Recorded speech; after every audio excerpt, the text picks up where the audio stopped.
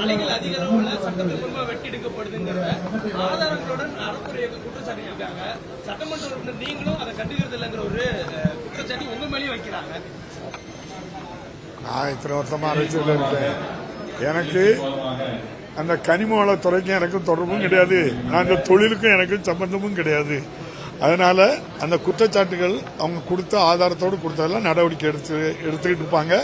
இல்லைன்னா எடுக்கலைன்னா திரும்பவும் நீங்க நினைவூட்டு கடிதம் போட்டால் நடவடிக்கை எடுப்பாங்க. இந்த அரசு வெறுப்பு இல்லாம ஆளுங்கட்சி எதிர்க்கட்சி என்று பார்க்காமல் யாராக இருந்தாலும் சட்டத்துக்கு புறம்பா இருந்தால் மாண்புமிகு முதல்வர் நடவடிக்கை எடுப்பார். ஆய்வுல கண்டறியப்பட்டு அவங்களுக்கு அபராதம் விதிக்கப்பட்டிருக்கு. அதன் மீது அந்த அபராதத்தை குறைச்சி வெறும் குறைஞ்ச அளவு 10 கோடி ரூபாய் அபராதம் மாற்றி அவங்களுக்கு உடனடியா அரசு செயல்படுது. சட்டம் தன் கடமையை செய்யும். சட்டப்படி அவங்க மேல நடவடிக்கை என்ன உண்டோ அதெல்லாம் இந்த அரசு எடுத்துக்கிட்டு இருக்கு. குறைபாடாட்டு இருந்தா பொத்தாம் பொதுவா சொல்லக்கூடாது. சுட்டி காட்டி இந்த இடத்துல நின்னாருன்னு சொன்னா 100% நடவடிக்கை எடுக்கக்கூடிய அரசு. இந்த அரசு மேல உங்களுக்கு நம்பிக்கை இருக்கா இல்லையா? ஆளுங்கட்சி எதிர்கட்சி பாக்குறாங்களா? இல்லல்ல. யாராக இருந்தாலும் எந்த குற்றம் செய்தாலும் இந்த அரசு இந்த முதல்வர் நடவடிக்கை எடுப்பார். நிகழ்வு எல்லாத்தையுமே தொடர்ச்சியா நீங்க நேரலை செய்யறது முயற்சி எடுக்கணும்னு சொல்லிட்டு இருந்தீங்க.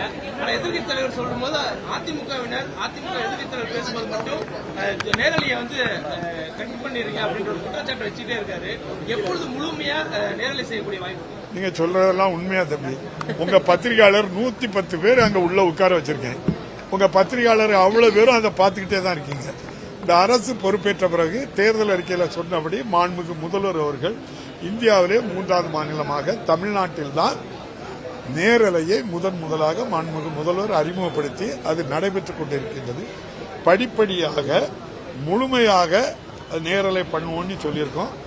இதுக்கு முன்னால எந்த அரசாவது நேரலை பண்ணியிருக்கா?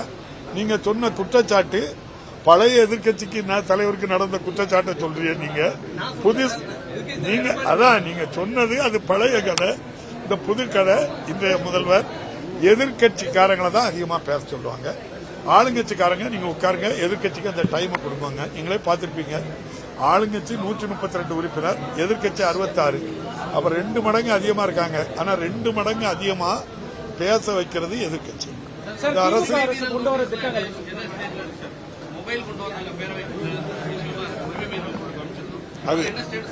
அது பரிசீலனை உரிமை குழு. செய்திகளை உடனுக்குடனும் துல்லியமாகவும் தெரிந்து கொள்ள சப்ஸ்கிரைப் பண்ணுங்க.